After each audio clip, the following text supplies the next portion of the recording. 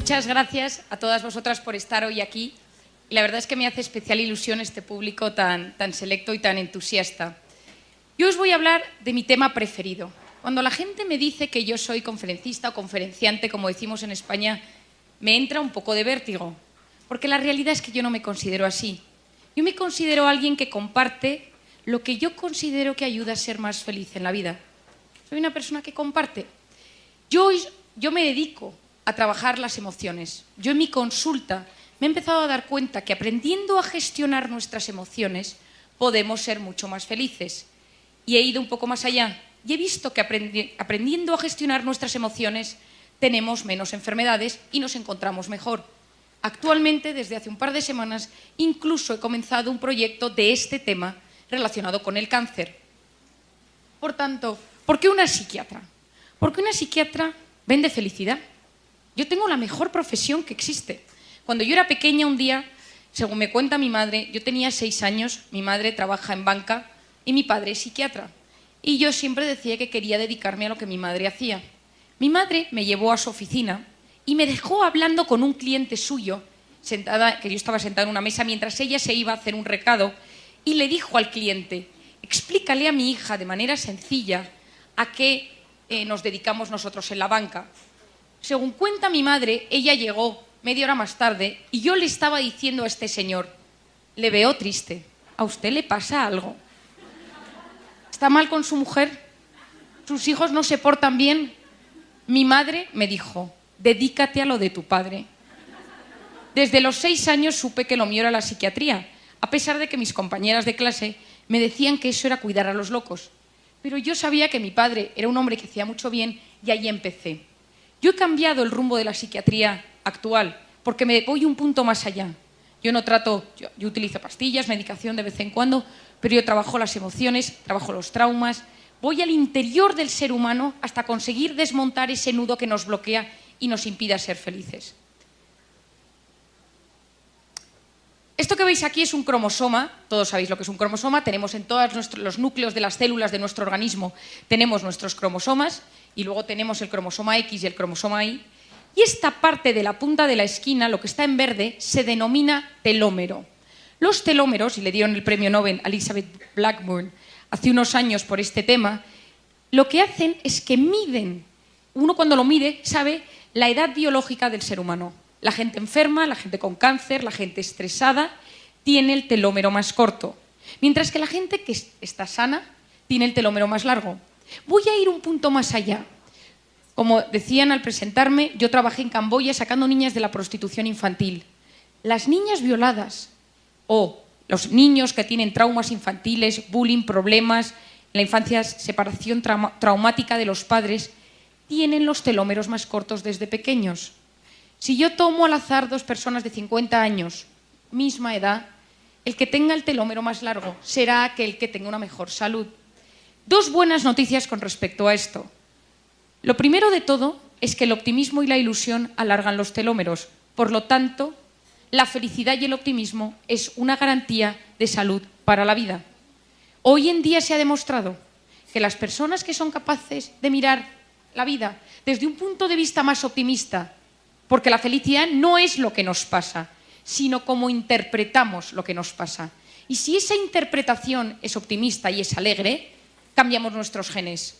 Esto es el nuevo concepto que se denomina epigenética, es decir, nuestras experiencias, nuestra manera de enfrentarnos a la vida cambia nuestros genes.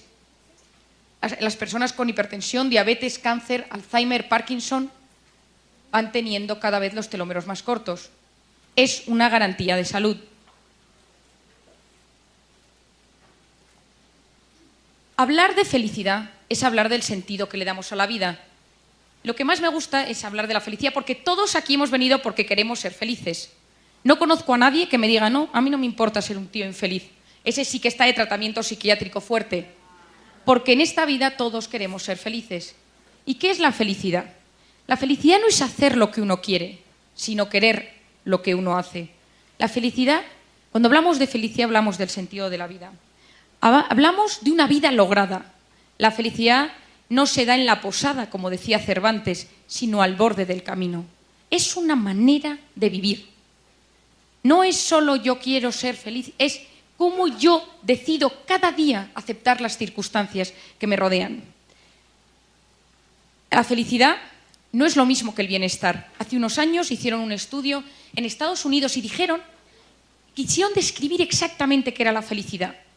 Y vieron que la felicidad tenía que ver con el bienestar, pero no. Porque el bienestar es más subjetivo, el bienestar colma los sentidos, mientras que la felicidad colma el corazón. Es distinto. El bienestar, la seguridad, la comodidad, pero eso no es felicidad. Nosotros entendemos muchas veces la felicidad cuando no la tenemos, ante la muerte, ante el sufrimiento, ante el dolor. Ahí entendemos y decimos, ahora no soy feliz, en este momento lo entiendo. ¿Y cuál es el único antídoto real que existe para el sufrimiento? Solo hay uno, el amor. El amor a un ideal, decía Confucio, en las ideas se tiene, en los ideales, en las creencias se está. ¿Cuántas vidas ejemplares de personas leemos?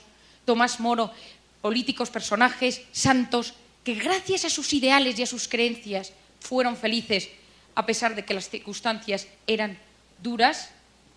El amor a un ideal, el amor a una persona, el amor, la gran causa de nuestra vida, a la que no le voy a dedicar ni un minuto más, pero en el fondo de cada persona existen tesoros escondidos que solo el amor revela. El estar enamorado de alguien nos cambia el panorama vital. Y la tercera cosa que le quiero dedicar un poco más de tiempo, el amor a un recuerdo.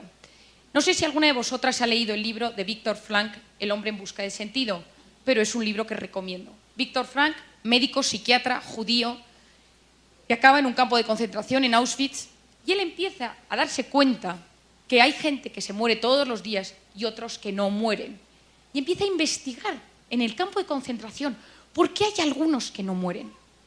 Y descubre que aquellos que tienen un sentido de su vida, un recuerdo de alguien o de algo del pasado, y se levantan pensando en ese recuerdo, esos son más felices y no mueren.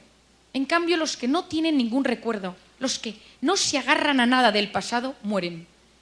Tanto es así que hace 5 meses salió publicado un artículo de un premio Nobel japonés que hizo un experimento y vio qué pasaba en el cerebro de la gente cuando se le ponía a intentar recordar eventos del pasado gratificantes.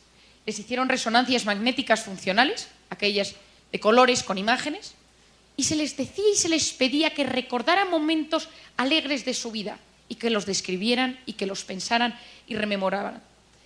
La sorpresa de este investigador fue que el recuerdo segregaba sustancias gratificantes, hormonas gratificantes como son la dopamina, la hormona de la confianza, la serotonina, la hormona de la felicidad, del placer, y se incrementaban incluso más que cuando la persona había vivido eso en primera persona. Es decir, recordar algo que nos gusta en nuestra mente genera mayores hormonas de placer y de felicidad que vivir la propia experiencia. Como anécdota curiosa, al terminar la prueba, el premio Nobel iba a pagar a toda la gente que había participado en el ensayo y le dijeron que había sido tan gratificante la prueba que preferían no recibir dinero. Es decir, el amor a un recuerdo nos puede ayudar y nos puede salvar.